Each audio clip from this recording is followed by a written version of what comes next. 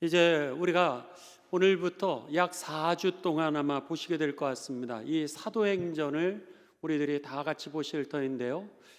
이 사도행전은 이번에 내년 2월 달에 우리가 이 성지 순례를 하게 됩니다. 그랬을 때 이 바울의 선교의 순례를 따라서 우리들이 가게 되어 있는 그 코스들을 여러분 매주 수요일마다 우리들이 함께 말씀을 보면서 우리가 가는 곳이 어떤 믿음의 발자취인가라고 하는 것을 여러분 기억하시면서 영상으로 예배를 드리시는 분들도 이 성지순례에 참여하시는 분들 수요일마다 우리들이 함께 말씀을 나누는 이 사도행전 이 바울의 선교 여정에 대해서 함께 동참하시기를 바랍니다. 이제 먼저 사도행전은 28장으로 되어 있습니다. 28장으로 되어 있는데 그 중에서 아주 중요한 것 중에 하나는 바로 예루살렘 교회라고 하는 겁니다. 예루살렘 교회는 이제 예수님을 믿는 그리스도인들이 오순절 다락방에 모여서 성령을 받고 그리고 나서 예수님의 그 살아나심, 십자가에 죽으시고 그 이후에 부활하시고 그리고 승천하시고 하나님의 그 나라가 실제라고 하는 사실을 보여주시고 예수 그리스도를 통하여 우리가 죄의 문제를 해결을 받고 구원을 받게 되었다라고 하는 이 사실을 전하게 된 그 첫 모임이 바로 예루살렘 교회입니다. 그래서 예루살렘 교회의 첫 모임은 어디서 시작이 되었냐면 마가의 다락방이라고 하는 것이죠. 마가의 다락방을 중심으로 이제 예루살렘 교회가 부흥하기를 시작합니다.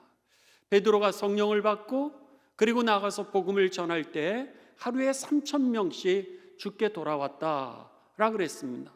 더 나아가서 베드로가 이제 나가서 복음을 전할 때에 많은 사람들이 예수님을 영접하게 되는데 특별히 성경에 보면 솔로몬의 행각에서 복음을 전했더니 예수님을 믿게 된 사람들이 남자의 수가 약 5천이나 되었다 그랬습니다.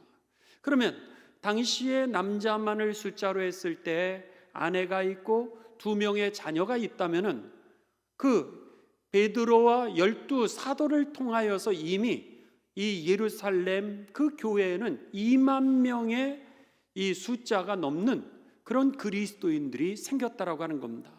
남자만 믿는 사람들이 이제 5천 명이 되었다라고 하는 이 말씀과 더 나아가 이제 이 베드로와 요한이 안진뱅이를 일으키는 그 사건을 통하여서 예수가 그리스도라고 하는 것을 증거하였을 때 3천 명이 주께 돌아와 세례를 받았다라 그랬습니다. 그렇다면은 그 예루살렘 교회는 성령을 받았던 이 예수님의 12 제자를 통하여서 이미 2만 3천 명의 그 그리스도인들이 이 이스라엘 땅에 예루살렘 안에 있었음을 우리들은 알 수 있습니다. 그 다음에 두 번째는 그 예루살렘에 관한 교회의 말씀이 바로 2장부터입니다.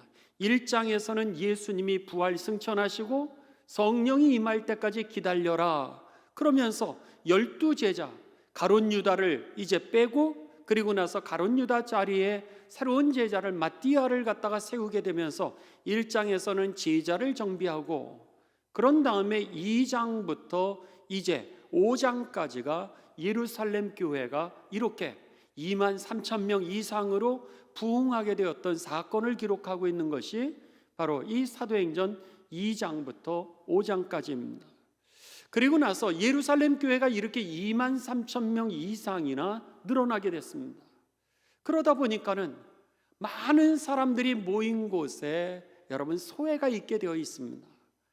교회가 이렇게 한꺼번에 모일 때는 다 같이 예배를 드리는 것 같은데 돌아갈 때 되면은 서로가 모르는 사람도 얼마나 많습니까? 그러니까 여러분들이 속회에 참여해야 여러분이 선교에 참여해야 가족이 될 수 있지 그렇지 않으면은 우리가 거저 흩어지게 되면은 아무도 모른다라고 하는 겁니다. 그러다 보니까 이 2만 3천 명이나 되는 이 예루살렘 큰 교회에 소외의 문제가 생기게 되었습니다. 가난한 과부를 도와주는데도 불구하고 이쪽 사람들은 도와주는데 이쪽 사람들은 잘 못 도와준다라고 하는 느낌을 받을 정도로 교회 내에 그런 소외의 문제를 느끼게 되면서 이 부족한 부분, 하나님의 은혜를 기다리고 있는 사람들을 위하여서 헬라파 그 지도자들 7명을 뽑게 됩니다. 그게 바로 7집사라고 하는 제도입니다. 그렇게 되면서 그들을 통하여서 이제 그 소외되었던 이방 여인들을 중심으로 이 복음을 전하고 그들을 구제 활동을 하기를 시작합니다. 그러면서 이방 교회들이 부흥하기를 시작합니다. 이방 교회를 부흥하게 되는데 특별히 이제 6장 이후에 7장에 가게 되면 빌립을 통하여서 사마리아 지역에 복음이 전해지게 되고 그들도 이제 성령을 받게 됩니다. 그러면서 사마리아 교회가 부흥하기를 시작합니다. 제일 먼저는 예루살렘 교회가 부흥하게 되고 그리고 나서 이제 7장부터는 사마리아 교회에 부흥이 일어나게 됩니다. 예수님이 제자들에게 이렇게 말씀하셨습니다. 너희가 성령을 받으면은 권능을 입게 되고 땅끝까지 이르러 제자를 삼게 되는데 예루살렘과 온 유대와 사마리아와, 그러니까 말씀 그대로 오늘 예루살렘을 중심으로 해서 유대 땅에 23,000명의 유대인들이 예수님을 믿기를 시작하더니 빌립과 7집사들을 통하여서 이제 그 사마리아 땅이 복음을 받아들이기를 시작합니다. 그리고 나서 이제 7장부터 시작해서 8장이 이방 땅으로 복음이 전해지다가 9장부터 마지막 28장까지가 바로 사도 바울을 통하여서 땅끝까지 이르러 복음이 전해지는 말씀이 바로 사도행전의 내용이었던 겁니다. 그러니까 사도행전의 교회는 세 개입니다. 하나는 예루살렘 교회, 하나는 사마리아 교회, 그리고 세 번째는 이방 땅에 이제 세워졌던 많은 교회들에 대한 그 역사의 기록이 바로 이 사도행전의 내용이었다라고 하는 겁니다. 그래서 내년도 2월에 우리가 구정 때 2월 2일부터 13일까지 가게 됩니다. 2월 2일부터 13일까지 이제 튀르기예를 거쳐서 그리고는 이 고린도 지역, 그러니까는 우리가 그리스라고 부르죠. 그리스를 거쳐서 이제 로마에 이르기까지 바울의 선교의 여정을 묵상하면서 우리들이 현지를 보면서 이제 가게 됩니다. 바로 9장부터 시작되었던 바울의 선교의 여정이 내년도에 있게 될 우리가 성지 순례의 내용이라고 하는 겁니다. 오늘 본문 말씀 이제 9장부터는 사도 바울이 나오게 됩니다. 사도 바울이 이 예수님을 어떻게 영접하게 되었는가라고 하는 것이 바로 사도 바울이 오늘 복음을 증거하게 되었던 그 계기의 사건들에 관한 말씀이었다라고 하는 겁니다. 사도 바울이 이제 예수님을 믿는 사람을 대표적으로 먼저 죽였던 사람이 누구였냐면 스데반이라고 하는 사람이었습니다. 스데반은 그리스도인의 최초의 순교자가 되었습니다. 그를 죽일 때에 그 자리에 이 사울이라고 하는 그 청년이 있었어요. 그랬는데 스데반의 피를 보고는 그가 혈기가 올라오기를 시작했습니다. 그래서 그가 이제 예수님을 믿는 사람들을 갖다가 더 잡아들이기 위하여서 예루살렘에 있는 대제사장에게 그들을 체포할 수 있는 권한을, 그래서 흩어져 있는 그리스도인들을 체포해서 예루살렘에 끌고 올 수 있는 그 권한을 갖다가 위임을 받게 됩니다. 그러면서 다메섹이라고 하는 곳으로 이제 그가 가서 이 예수님을 믿는 무리들을 잡아 죽이려고 이제 혹은 체포하려고 그렇게 가게 됩니다. 한번 파워포인트를 준비를 했습니다. 파워포인트를 먼저 보시고 바울의 회심 여정을 여러분에게 먼저 설명을 드리고 그리고 나서 우리가 성경 말씀을 같이 보시도록 하겠습니다. 다음 화면입니다. 여기에 보시면은 이제 이 사도 바울이 예수님을 영접하게 되었던 회심의 여정이 먼저 나오게 됩니다. 먼저 이 사도 바울이 예루살렘에서 체포의 영장을 1번이라고 되어 있죠. 1번 예루살렘 지역에서 체포영장을 이제 발부받게 됩니다. 그러면서 2번 다메섹, 다마스커스라고 하는 지역입니다. 이 다메섹이라고 하는 곳으로 이제 찾아가 가지고 그 지역에 흩어져 있는 그리스도인들을 체포하기 위해 그쪽으로 가는 거예요. 그런데 다메섹이라고 하는 곳 가까이에 도착했을 때 갑자기 하늘에서 빛이 내려오게 됩니다. 갑자기 빛이 내려오게 되면서 사도 바울이 그냥 쓰러지게 됩니다. 쓰러지면서 하늘의 음성을 듣게 되는데, 사울아, 사울아, 제 얼굴을 지도 이 옆에다가 제 얼굴을 좀 나오도록 해주시 바랍니다. 사울아, 사울아, 이렇게 이제 하나님의 부르심을 듣게 됩니다. 사울이 하나님에게 질문합니다. 누구시죠? 네가 핍박하는 예수라 하는 얘기를 그가 그 안에서 듣게 됩니다. 옆에 같이 가던 동료들이 있었는데 그 소리를 들었는데 그들은 아무것도 볼 수 없었다라고 성경은 기록합니다. 그러니까 그 하나님의 영적인 사건이 일어났는데 같이 있었음에도 불구하고 바울에게만 그 영적인 사건들이 일어나게 되고 하나님의 음성을 듣게 됩니다. 그런데 문제는 그 하나님의 음성을 듣고 나서 그가 일어났는데 앞이 안 보이는 거예요. 시력을 잃어버리고 말았습니다. 결국 그와 동행했던 사람들이 이 사도 바울을, 이 사울이라고 하는 사람을 다메섹, 원래 가려고 했던 그 다메섹으로 그를 데리고 가게 되죠. 그러면서 이제 시각장애인으로서 그곳에서 머물게 됩니다. 그랬을 때 하나님께서 아나니아라고 하는 그런 이 예수님을 따르는 제자 중에 한 명에게 나타나서 사울에게 가서 안수하려는 거예요. 아나니아가 묻습니다. 이 사울이라고 하는 사람은 이 다메섹에 온 이유가 예수님을 믿는 사람들을 잡아 예루살렘으로 데려가려고 한 그런 사람인 줄 아는데요. 맞다. 그런데 내가 그를 불러서 하나님의 나라를 위하여 이방을 위하여 쓸 그 제자로 불렀으니 너는 가서 그 사울이라고 하는 눈먼 사람에게 안수를 하려는 거예요. 아나니아가 순종을 하고 이제 그 다메섹에서 사울이 머물러 있는 집을 가게 됩니다.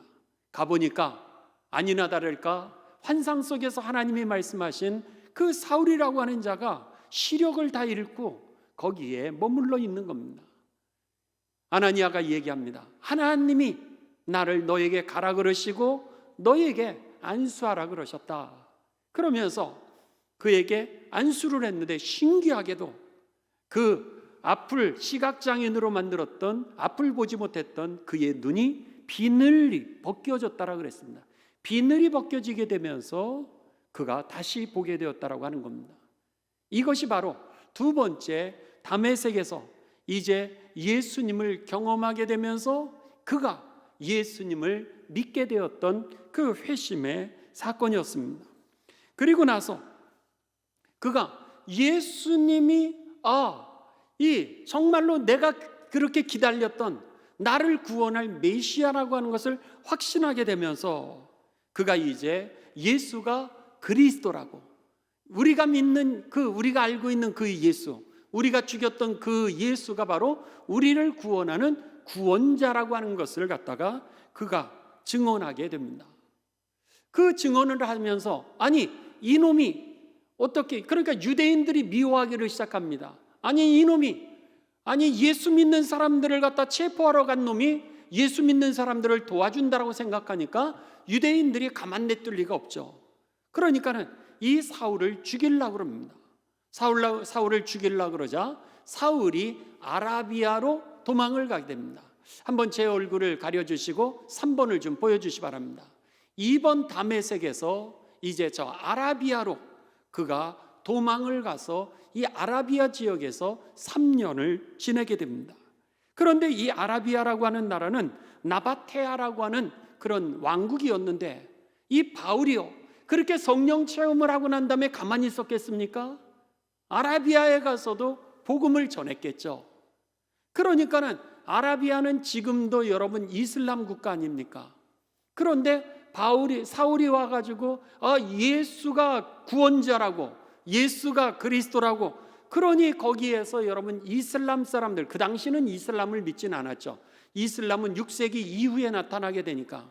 그러나 아무튼 이 아라비아 지역에서 예수님을 전하니 그것을 그 아라비아 왕국이 싫어하게 됩니다. 온통 사회를 갖다가 복음을 전하면서 뒤집어 놓는 글을 갖다가 아라비아 사람들이 이제 사울을 죽이려고 합니다. 다시. 그렇게 되자 3년 동안 거기에서 복음을 전하다가 다시 다메섹으로 3년 만에 그가 돌아오게 됩니다. 그러면서 3년 만에 돌아와서 다메섹에서 다시 복음을 전하기를 시작하죠. 다시 복음을 전했더니 아라비아에 있었던 그 사람들, 나라를 온통 뒤집어 놨다고 생각하는 그 사람들이 다메섹까지 따라오게 됩니다. 그래서 다메섹에서 이 사울을 갖다가 죽이려고 합니다. 그러자 사울이 그 다메섹에서 복음을 더 이상 전하지 못하고 이번에는 여러분 번호를 한다면 4번이죠. 이 예루살렘으로 이제 가게 됩니다. 그 예루살렘으로 가서 거기에서 12사도를 만나려고 합니다. 당신들이 믿었던 그 예수가 그리스도라고 하는 것을 내가 믿습니다. 제 얼굴을 반대편으로 옮겨주시 바랍니다. 그러면서 예루살렘으로 이제 그가 왔는데 마침 예수님의 제자들이 여러분 다 없는 거예요. 야고보만 예루살렘에 남아 있었습니다. 그래서 할 수 없이 그가 예루살렘에 와서 12제자를 만나려고 그랬는데 12제자를 못 만나고, 그리고 나서 야고보를 만나서 대화를 하게 됩니다. 그리고 나서 야고보와 이 사울이 같이 의기투합을 하면서 그곳에서 예수는 그리스도라고 이렇게 전하는 거예요. 그러니까 유대인들이 예수는 죄인이라고 해서 죽였는데 사울이 더 난리를 치면서 이제 예수는 그리스도라 그러니까 문제가 되기를 시작했습니다. 그래서는 야고보가 그 교회, 예루살렘 교회에 있는 형제들이 이 사울을 갖다가 고향 다소, 길리기아 지역이었던 고향 다소로 그를 보내게 됩니다. 그래서는 그가 예루살렘에서 그 다음에 6번이죠. 6번 길리기아 다소라고 하는 곳에서 그가 태어났는데 그 다소라고 하는 고향으로 돌아가서, 그리고는 유대인들이 없는 곳에서 10년 동안 거기에서 복음을 전하면서 그곳에서 살게 됩니다. 그러던 어느 날 안디옥에 막 그리스도인들이 많아졌다는 거예요. 막 안디옥 교회가 부흥했다라고 하는 소식을 듣게 됩니다. 그 소식을 듣게 되면서 이제 예루살렘 교회에서 바나바라고 하는 사람을 갖다가 이 안디옥 교회에 파송합니다. 가봐라, 정말 그런지, 그 사람들에게도 성령이 그렇게 풍성하게 임해서 교회가 부흥한다는데 부흥하는 교회를 한번 보고 오라고 그렇게 파송을 하게 됩니다. 그래서는 바나바가 와 보니까 정말로 이 안디옥 교회가 막 부흥하고 있거든요. 그래가지고는 부흥하는 자리에서 이 바나바가 제자 훈련을 시작하게 되는데 막 예수님을 영접한 사람들에게 성숙한 믿음이 되게 하기 위해서 제자 양육을 시작했는데 사람이 너무 많으니까 동역자가 필요하기 시작했습니다. 동역자가 필요하자 그가 이 다소로 찾아가게 됩니다.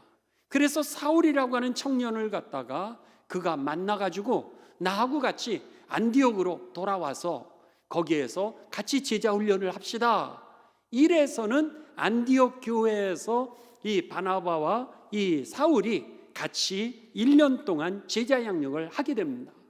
그러면서 예수님을 영접했던 사람들이 제자가 되기를 시작하면서 비로소 이 안디옥에 그리스도인이라고 하는 이름이 처음으로 생기기를 시작했다라고 하는 겁니다. 자, 이것이 바로 사울의 회심하게 되어서 이 9장부터 그 다음부터 28장까지 그가 목숨을 걸고 복음을 전하게 되었던 그 사건의 그 내용이었던 겁니다. 자, 이것을 갖다가 여러분 성경은 찾아봐야 됩니다. 제가 이제 여러분들에게 줄거리를 다 요약을 해드렸으니까는 이제 여러분들이 찾으셔야 되는데, 그 지금 화면에 보시면은요, 한번 이 화면에 사진을 좀 보도록 하겠습니다. 제일 먼저 여기에 보시면 예루살렘이라고 하는 그 지역입니다. 예루살렘의 사진입니다. 이것이 예루살렘 지역의 모습이고요. 그 다음 번입니다. 예루살렘에서 이제 이 체포영장을 발부받아서 다메섹이라고 하는 다마스커스, 시리아의 그러니까 이 다메섹, 다마스커스라고 하는 그런 지역으로 그가 가게 됩니다. 자, 이것이 바로 다메섹 지역의 그 사진입니다. 그 다음 화면입니다. 그리고 나서 그곳에서 그가 예수님을 영접하게 되고, 그리고 유대인들이 그를 죽이려고 그러자 아라비아로 도망가서 아라비아에서 3년 동안 복음을 전하게 됩니다. 다음 화면입니다. 그리고 나서 다시 안디옥으로 돌아오게 됩니다. 그리고는 안디옥 교회에서 이렇게 복음을 전하기를 시작합니다. 그러자 또다시 유대인들이 이 안디옥으로 오고 아라비아 사람들이 찾아와서 죽이려고 그러니까 그가 다시 피신하게 됩니다. 다음 화면. 그러면서 예루살렘으로 갔다가 예루살렘에서 그의 고향 다소라고 하는 그 지역으로 이동을 해서 거기서 10년 동안 자기 고향에서 복음을 전하게 되죠. 다음 화면입니다. 그리고 나서 이제 안디옥으로 다시 돌아오게 되는 것이 바울의 회심의 여정입니다. 자, 우리 다 같이 성경을 좀 찾도록 하겠습니다. 사도행전 9장으로 갑니다. 사도행전 9장.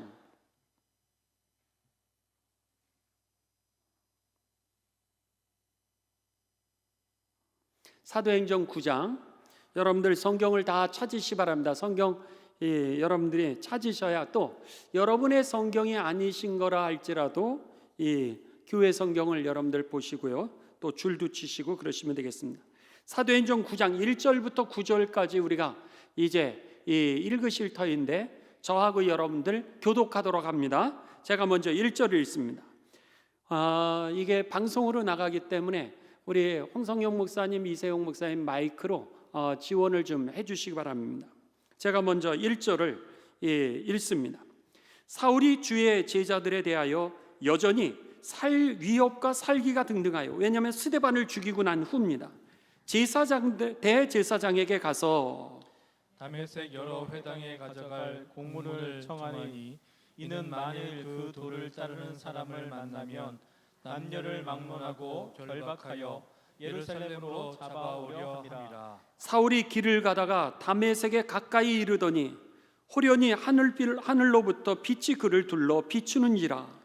땅에 엎드려져 들음에 소리가 있어 이르시되 사울아 사울아 내가 어찌하여 나를 박해하느냐 하시거늘 대답하되 주여 누구시니이까? 이르시되 나는 네가 박해하는 예수라.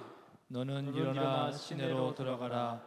내가 행할 것을 내게 이를 자가 있느니라 하시니 같이 가던 사람들은 소리만 듣고 아무도 보지 못하여 말을 못하고 서 있더라.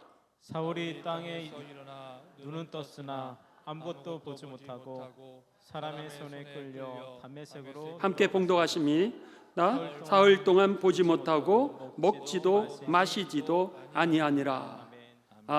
자, 그다음에 19절로 넘어갑니다. 사도행전 9장 19절 19절부터 25절입니다. 사도행전 9장 19절부터 25절 제가 먼저 읽습니다. 음식을 먹음에 이게 사울이 지금 다시 강건해진 겁니다. 사울이 다메섹에 있는 제자들과 함께 며칠 있을새 즉시로 각 회당에서 예수가 하나님의 아들이심을 전파하니 듣는 사람이 다 놀라 말하되 이 사람이 예루살렘에서 이 이름을 부르는 사람을 멸하던 자가 아니냐. 여기 온 것도 그들을 결박하여 대제사장들에게 끌어가고자 함이 아니냐 하더라. 사울은 힘을 더 얻어 예수를 그리스도라 증언하며 다메섹에 사는 유대인들을 당혹하게 하니라. 여러 날이 지남에 유대인들이 사울 죽이기를 공모하더니 그들이 그를 죽이려고 밤낮으로 성문까지 지키거니와 다 함께 봉독하십니다. 그의 제자들이 밤에 사울을 광주리에 담아 성벽에서 달아 내리니라. 아멘. 이렇게 하면서 다메섹에서 그가 이제 복음을 전하게 되자 유대인들이 이놈 미쳤구나. 그리스도인들을 잡아야 되는 놈이 오히려 그리스도를 전한다니, 이래가지고는 그를 죽이려고 그러자 광주리에 그를 갖다가 내리고, 그리고 나서 그가 아라비아로 도망을 가게 됩니다. 갈라디아서로 갑니다. 여러분, 갈라디아서 1장 17절에서 18절. 이제 여러분들 25절 그 뒤에다가 갈라디아서 1장 17절부터 18절 이렇게 써놓으시면 나중에 여러분들이 도움을 받습니다. 갈라디아서 1장 17절에서 18절입니다.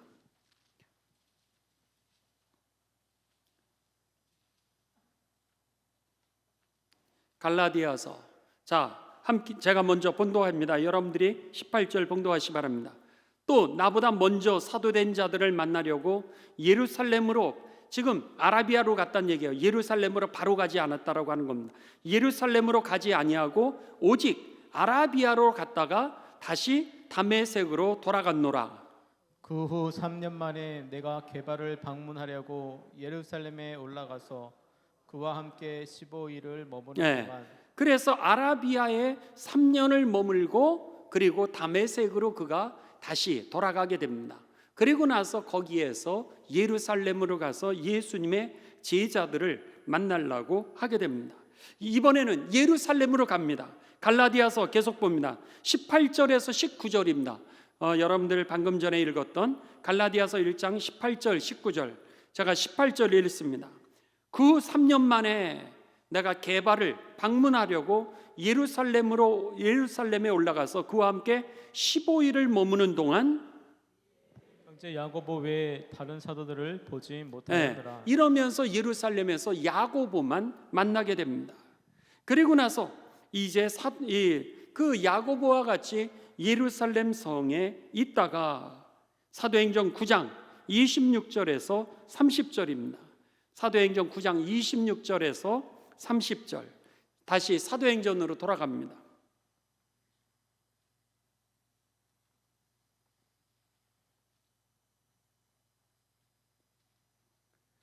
제가 먼저 읽습니다. 사도행전 9장 26절에서 30절. 사울이 예루살렘에 가서 제자들을 사귀고자 하나 다 두려워하여 그가 제자된 것을 믿지 아니하니,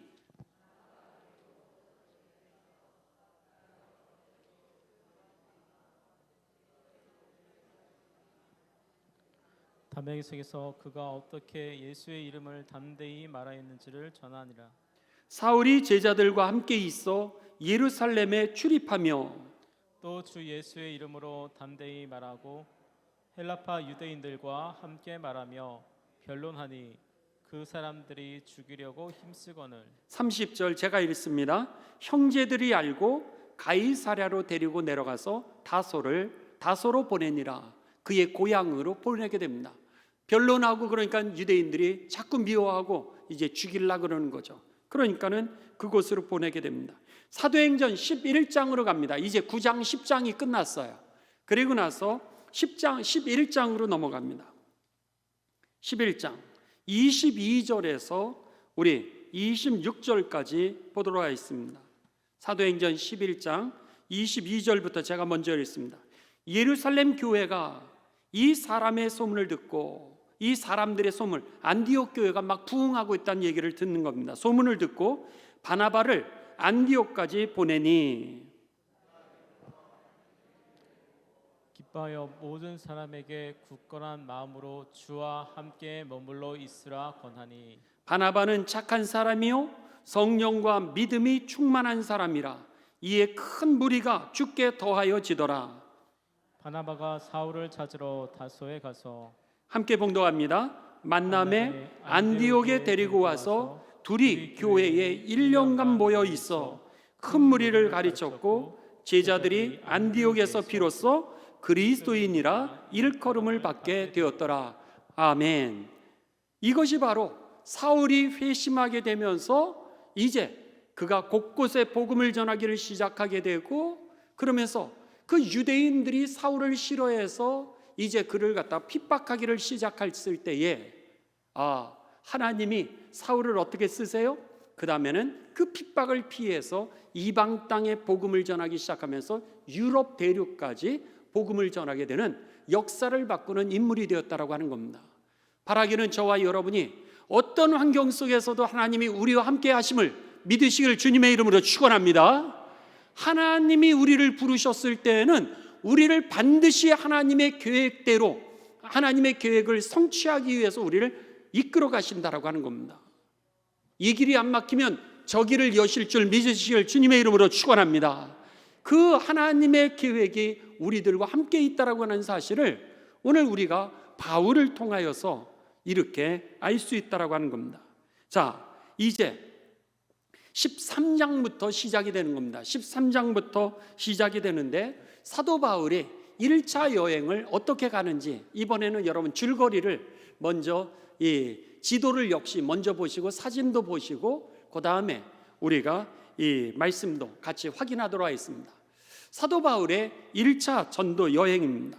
맨 먼저 이제 시리아 안디옥에서 그를 갖다가 바나바와 사울을 갖다가 안디옥 교회가 처음으로 선교사로 파송하게 됩니다.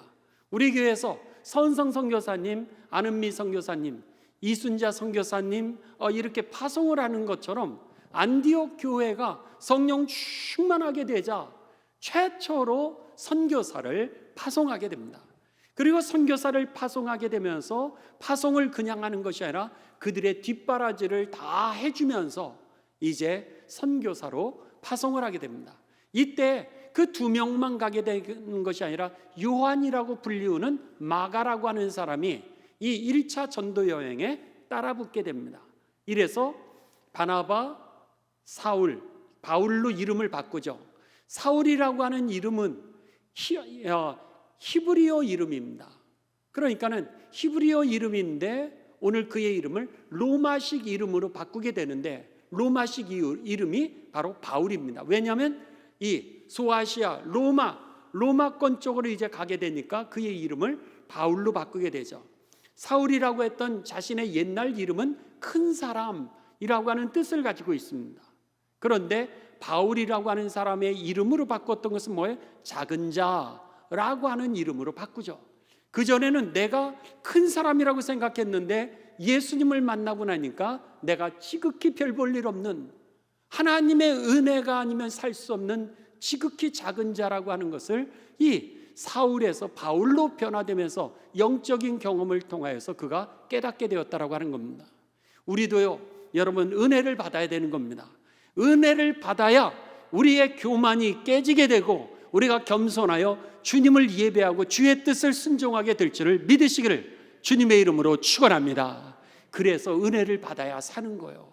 은혜를 받아야 하나님의 일이 되어지게 돼 있고요.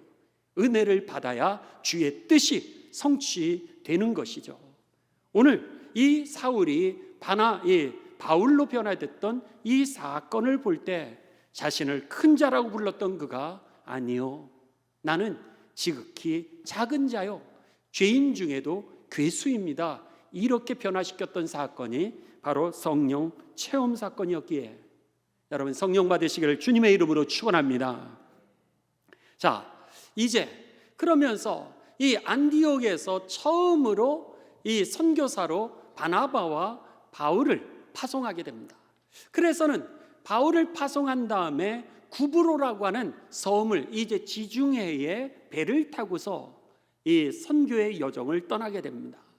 그래서 구브로라고 하는 지역에 가서 이 섬에서 복음을 전하게 되고, 그리고 또다시 이번에는 이 섬에서 바보라고 하는 끝에서 어디로 가게 되냐면 밤빌리아라고 불리우는 버가라고 하는 지역으로 이제 그가 이 저쪽 소아시아에 있는 버가라고 하는 그 지역으로 배를 타고 육지로 들어가게 됩니다. 그러면서 버가에서 또다시 복음을 전하고 이제는 내륙 깊숙이 들어가기를 시작합니다. 그러면서 밤빌리아라고 하는 지역에 그가 복음을 전하게 되고, 밤빌리아라고 하는 곳에서 비시디아 안디옥이라고 하는 이름이 2개가 있습니다. 처음 이 바울을 선교사로 파송했던 이 시리아의 안디옥이 있고, 더 나아가 여기에 보시면은 비시디아라고 하는 지방에 그 안디옥이라고 하는 마을이 있는데 그 안디옥이라고 하는 그 마을로 그가 가게 됩니다. 그리고 나서 다시 안디옥에서 이고니온이라고 하는 곳으로 그가 가게 되고, 이고니온에서 다시 이 루스드라라고 하는 곳으로 그가 가게 되면서 이제 복음을 전하고 갔던 길로 그대로 돌아서 안디옥으로 돌아가는 것이 바로 1차 선교 여행의 여정이라고 하는 겁니다.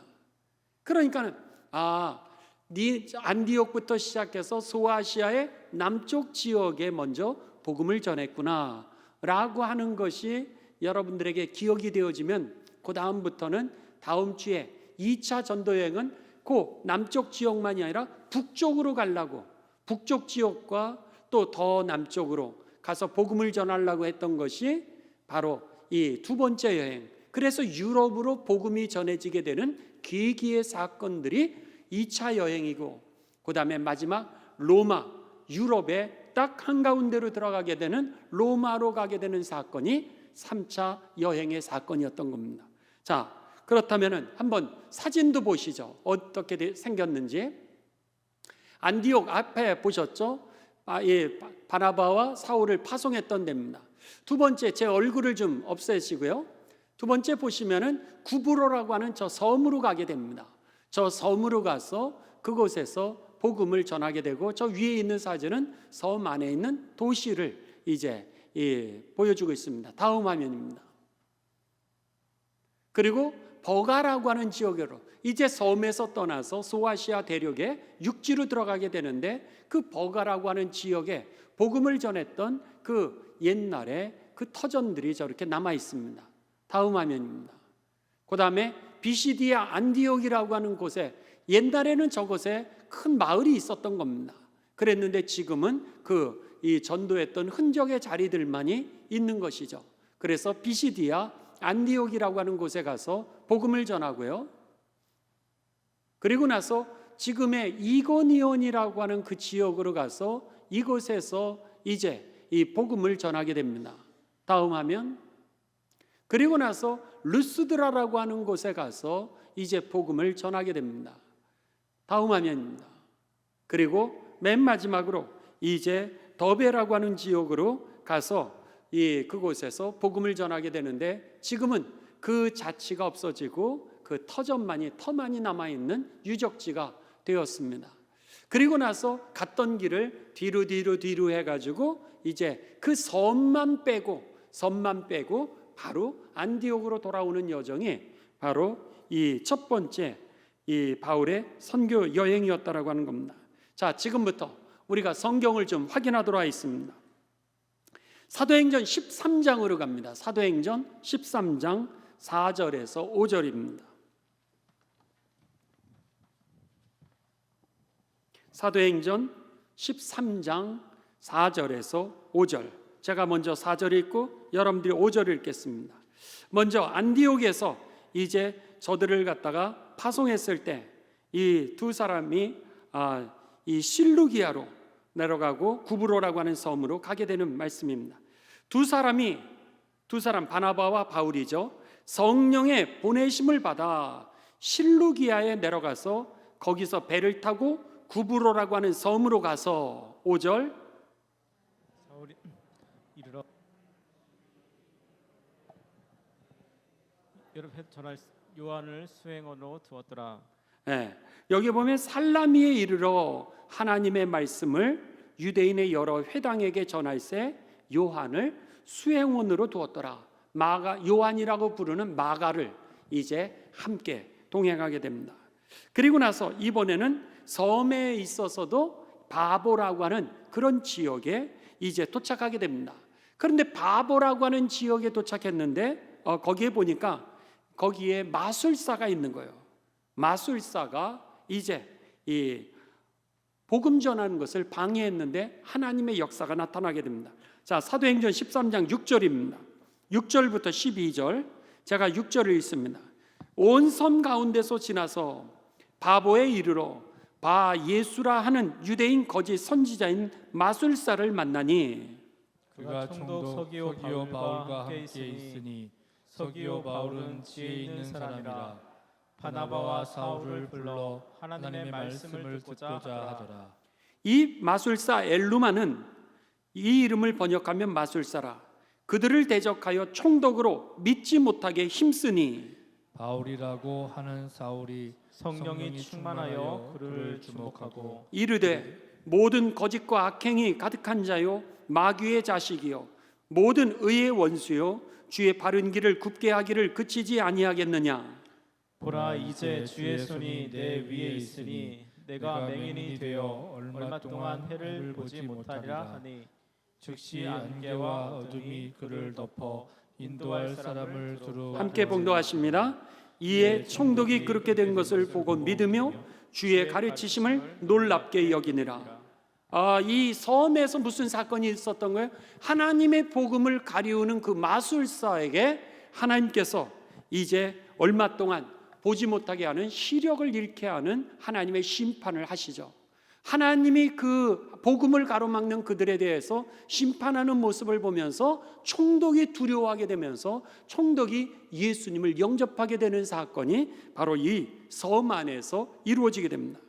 그리고 나서 이제 배를 타고 버가라고 하는 지역으로 가게 됩니다. 사도행전 13장 13절 제가 읽습니다. 바울과 및 동행하는 사람들이 바보에서 배 타고 밤빌리아에 있는 버가라고 하는 지역에 이르니 요한이라고 하는 마가죠. 요한이라고 하는 그 마가는 그들에게서 떠나 예루살렘으로 돌아가고, 여기서 보시면 14절 안 읽으셔도 됩니다. 여기서 보시면 결국 이제 그들이 버가라고 하는 지역에 가는데 여기에서 함께 동행했던 사람 마가는요 돌아가게 됩니다. 성령 충만했던 바나바와 요한은 여러분 핍박이 있음에도 불구하고 끝까지 복음을 전할 수 있는 능력이 있었는데 그냥 동행자로 일을 도와주기 위해서 함께 했던 요한이라고 하는 마가는요 중간에 무슨 일이 있었는지 성경은 나오지는 않지만 거기에서 죽음도 포기하게 됩니다. 그리고 자기의 옛날 고향으로 돌아가 버리고 말았다라고 하는 겁니다. 여러분 오늘 우리가 믿음을 이 십자가의 길을 걸어가되 오늘 성령을 따라서 행하게 되시길 주님의 이름으로 축원합니다. 동행자가 되면은 내가 남을 마치 도와준다, 남을 위해서 뭘 한다 그러면 문제가 생기게 되면 옛날로 돌아가게 돼 있다라고 하는 겁니다. 목숨을 걸고 우리가 하나님의 뜻을 실천할 수 있는 것은 어디서 오느냐면 절대 믿음을 통하여서 오게 됩니다. 이 절대 믿음이 있어야 되는데 이 절대 믿음이라고 하는 것은 성령의 체험이 필요합니다. 그러기에 여러분 성령 체험하기 위해 기도 많이 하시게 되시기를 주님의 이름으로 축원합니다. 오늘 체험이 있어야 된다는 거예요.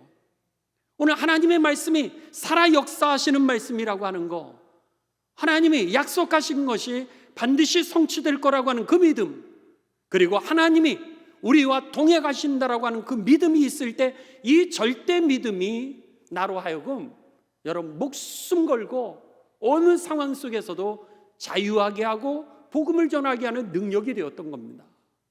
그런데 여기에 성경에도 보듯이 요한이라고 불리우는 이 마가는 동행하였더라 그랬는데 그 섬에 가봤더니 문제가 많았던 거예요. 문제가 많으니까 그냥 여러분 떠나고 말았습니다. 그래서 다음 주에 보시겠는데 2차 전도 여행이 되면서 바울과 바나바가 2차 선교 여행을 떠나는데 마가를 데려가지 않습니다. 그러니까는 여러분 오늘 바라기는 우리들이 중도에 포기할 수 있다는 거예요. 우리도 중도에 포기할 수 있는데 오늘 믿음이 우리를 붙잡아 줄 때 끝까지 승리할 수 있다라고 하는 거, 은혜 충만한 삶이 되시길 주님의 이름으로 축원합니다. 사도행전 13장 15절입니다. 이번에는 이제 버가에 도착했고 그리고 나서 이 버가에서 요한이라고 하는 마가가 돌아가게 됩니다. 그러면서 안디옥으로 이제 가게 됩니다. 사도행전 13장 15절 16절. 자, 제가 먼저 읽습니다. 율법과 선지자의 글을 읽은 후에 이 회당장들이 사람을 보내어 물어 이르되 형제들아 만일 백성을 권할 말이 있거든 말하라 하니 바울이 일어나 손짓하며 말하되 이스라엘 사람들과 및 하나님을 경외하는 사람들아, 자, 바울이 복음을 전하게 됩니다. 근데 어떻게 교회가 세워지는지를 한번 보시죠. 어떻게 하나님의 제자들이 일어나냐면 23절 설교의 내용, 복음의 내용을 확인하셔야 됩니다. 우리가 다른 사람에게 뭘 전해야 될까? 그들이 제자가 될까? 무슨 얘기를 해야 저들이 예수님을 믿을까? 라고 하는 것을 여러분 우리가 깨달아야 됩니다. 23절 다 같이 봉독하십니다. 시작. 하나님이 약속한 대로 이 사람의 후손에서 이스라엘을 위하여 누구를 세우셨으니? 구주를 세우셨으니 곧 예수라. 이 얘기는 뭐예요? 예수가 그리스도라고 하는 겁니다. 예수님이 우리를 구원하신다는 거에 여러분 확신 있는 복음의 전함이 있게 되시길 주님의 이름으로 축원합니다. 복음의 핵심은 예수가 그리스도, 예수님이 나를 구원하신다라고 하는 이 확신입니다. 그러니까 당신 구원의 확신이 있습니까?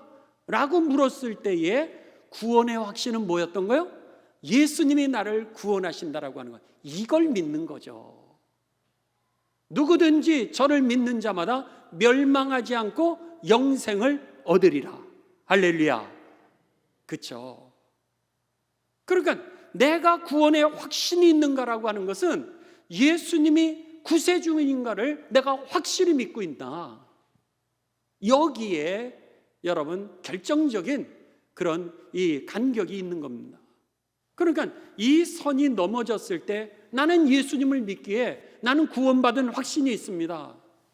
오늘 내가 죽는다 할지라도 예수님이 약속하셨기에 천국 가는 것을 나는 확신합니다. 이게 있어야 되는 거예요. 예수님 믿고 천국 갈 거 오늘 밤에 하나님이 부르신다면 천국 갈 거 같으세요? 이랬을 때 애매하면은 이거야말로 예수가 그리스도라고 하는 걸 못 믿는 거죠. 그러니까는 오늘 우리가 복음을 전할 때 뭐 많은 얘기가 필요 없는 거예요. 당신의 그 삶 구원하실 수 있는 분은 예수님이라는 거예요. 당신의 그 삶을 치유할 수 있는 분 예수님이라는 거예요. 하늘의 모든 신령한 복은 예수님을 통해서 우리에게 주어진다라고 하는 거, 이거를 전하는 거죠. 뭐 아무리 많이 얘기해도 알맹이가 빠져 있으면 아무도 예수님을 영접할 수가 없다라고 하는 겁니다. 교회 나와봐, 그거는 맞아요. 교회는 나와보는 건 좋지만 여러분의 그 문장 하나, 예수님 믿어봐, 절대로 후회하지 않을 거야. 당신 구원받을 거야. 당신 천국 갈 거야. 당신 자녀들 하나님 축복해 줄 거야. 여러분 이 센텐스가 나와야 된다라고 하는 겁니다. 그렇게 되시기를 주님의 이름으로 축원합니다. 이것이 바로 오늘 그 메시지의 핵심이었던 겁니다. 오늘 마지막입니다.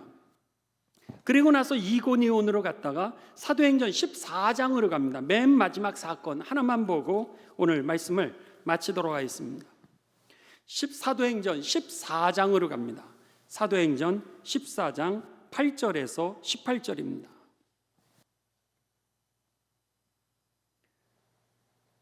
루스드라라고 하는 지역에서 있었던 사건입니다. 제가 먼저 읽습니다. 8절에서 18절까지 읽을 텐데 교독하시면서 읽습니다. 루스드라에 발을 쓰지 못하는 한 사람이 앉아 있는데 나면서 걷지 못하게 되어 걸어본 적이 없는 자라. 바울이 말하는 것을 듣거늘 바울이 주목하여 구원받을 만한 믿음이 그에게 있는 것을 보고 큰 소리로 이르되 네 발로 바로 일어서라 하니 그 사람이 일어나 걷는지라. 무리가 바울이 한 일을 보고 누가 오냐 방언으로 소리질러 이르되 신들이 사람의 형상으로 우리 가운데 내려오셨다 하여. 바나바는 제우스라가 하고 바울은 그 중에 말하는 자이므로 헤르메스라 하더라. 시외 제우스 신당의 제사장이 소와 회를 가지고 대문 앞에 와서 우리와 함께 제사하고자 하니. 두 사도 바나바와 바울이 듣고 옷을 찢고 무리 가운데 뛰어 들어가서 소리질러 이르되 여러분이여 어찌하여 이러한 일을 하느냐. 우리도 여러분과 같은 성정을 가진 사람이라. 여러분에게 복음을 전하는 것은 이런 헛된 일을 버리고 천지와 바다와 그 가운데 만물을 지으시고 살아계신 하나님께로 돌아오게 함이라. 하나님이 지나간 세대에는 모든 민족으로 자기들의 길들을 가게 방임하셨으나 그러나 자기를 증언하지 아니하신 것이 아니니 곧 여러분에게 하늘로부터 비를 내리시며 결실기를 주시는 선한 일을 하사 음식과 기쁨으로 여러분의 마음에 만족하게 함께 봉독합니다. 이렇게 말하여 겨우 무리를 말려 자기들에게 제사를 못하게 하니라. 아멘. 루스드라에 나면서부터 일어나지 못하는 사람이 있었습니다. 그랬는데 바울이 그 사람을 보니까 오늘 성경은 뭐라 그러냐면 구원받을 만한 믿음이 그에게 있는 것을 보았더라 그랬습니다. 여러분, 하나님이 우리를 보실 때, 또 여러분들이 서로를 보실 때, 여러분, 우리가 구원받을 만한 믿음이 여러분에게 있음이 보여지게 되시기를 주님의 이름으로 축원합니다. 이게 중요했던 거예요. 그러자 구원받을 만한 믿음이 그에게 있는 것을 보고 내가 일어나 걸으라 선언하니까 믿음대로 일어나게 되었던 사건입니다. 믿음대로 될지어다. 예수님이 그렇게 말씀하시잖아요. 근데 바울과 바나바가 보니까는 저 사람에게 그 믿음이 보여지는 거예요. 구원받을 만한 믿음이라는 거예요. 그러니까 예수님께서도 뭐라 그러세요? 내 믿음대로 될지어다, 이렇게 말씀을 하셨던 거죠. 그 축복이 저와 여러분의 역사가 되시기를 주님의 이름으로 축원합니다. 그 나면서부터 일어나지 못했던 안진뱅이가 일어나게 되자 사람들이, 루스드라에 있는 사람들이 너무나도 놀란 거예요. 그러면서 그들이 뭐라 그러냐면 바나바는 제우스라고 하는 것은 올림피아 신들 중에서 최고의 신이었던 주피터, 로마의 신화에 나오는 주피터를 얘기하는 겁니다. 그 다음에 바울에게 뭐라 그러냐면 헤르메스라고 하는 것은 로마 신화에 보면 머큐리라고 하는 신입니다. 근데 이 머큐리라고 하는 신은 어떤 역할을 했냐면 어떤 이 천사와 같은 사자의 역할을 해서 신들을 안내하는 역할들을 하는 게 헤르메스였습니다. 옆에 지금 바나바는 가만히 있는데 지금 그 사람을 향해서 선포했던 사람은 누구였던 거예요? 바울이니까는 주피터가 옆에 신으로 가만히 있고 그 다음에 헤르메스였던 바울이 선언을 해주니까, 길을 안내해 주니까 이 나면서부터 안진뱅이 되었던 사람이 일어났다라고 봤던 거예요. 그러니까는 이 사람들이 신이구나 이렇게 생각하니까 이들이 와서 이들을 신으로 섬기면서 제사를 하려는 거예요. 여러분, 이단을 조심하시게 되실 주님의 이름으로 축원합니다. 아니, 사람을 고치는 것은 하나님이 고치시는 일이지 나는 도구였을 뿐인데 막 사람들이 대단하다라고 칭찬을 하니까 자기가 마치 하나님 된 것처럼 해가지고 피가름의 교리, 내 정기를 받아야 너가 구원받는다는 거예요. 내가 딱지를 너한테 줄 때 너가 돈으로 주고 이걸 사야 구원받는다. 다 사기요. 그러니까 정명석이 여러분 성폭행죄로, 강간죄로 감옥에 들어가지 않았습니까? 이 문성명 통일교 피가름의 교리라 그래서 자기의 피를 받아야지만이 구원을 받는, 그렇게 사귄데도 사람들은 마치 거기에 영적인 진리가 있는 것처럼 그걸 따라가는 거예요. 이게 얼마나 영적인 공해인지 모릅니다. 종교의 공해는 이데올로기보다 더 어려울 정도로 여러분 사람들의 삶을 망하게 만드는 거예요. 그렇기 때문에 저희가 신학교를 다닐 때 3가지를 조심하라 그랬습니다. 목회자가 조심해야 될 게 3가지가 있는데 그 중에 하나가 뭐냐면 이단을 조심하라는 거예요. 이단은 막을 길이 없다는 거예요. 그렇기 때문에 여러분도 마찬가지입니다. 여러분, 이단을 조심하시고요. 이단에 들어간 사람들, 그들을 구해내지 않으면 여러분 정말로 망할 수밖에 없게 돼 있다고 합니다. 그게 공해이기 때문에 오늘 그냥 거기서 죽어가는 거예요. 오늘 여기에서 보면 그들이 소를 잡아오는 거예요.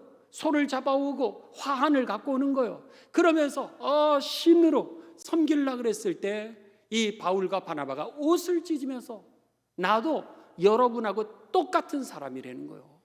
우리가 예배드려야 될 분은 오직 하나님 예수 그리스도 한 분이시라는 거예요. 여러분 오직 예수 그리스도만에 대한 믿음을 갖게 되시기를 주님의 이름으로 축원합니다. 그래서 오늘 이 루스드라에서 그 안진뱅이를 일으키면서 그 족속들이 예수님이 누구신지를 경험하게 되었던 이 사건이 바로 첫 번째 그 선교의 여정이었던 거죠. 우리가 가는 그 길목에 만일 이제 이 차로 이동하게 되면 사도 바울이 태어났던 길리기아 다소라든지 이렇게 이동하게 될 거고, 시간이 부족하면 국내선 비행기를 타고 우리들이 움직이게 될 텐데, 이것이 바로 우리가 지나가게 되는 그런 선교지라고 하는 겁니다. 바라기는 여러분 오늘 말씀처럼 우리가 아무것도 아닌데 우리가 전도의 발걸음을 띄었을 때 비로소 이방인 땅끝까지 이르러 저들에게 복음이 전해지고 저들이 주께 돌아온다는 사실을 꼭 기억하시면서 오늘 복음을 전하는 여러분의 발길을 포기하지 않게 되시기를 주님의 이름으로 축원합니다.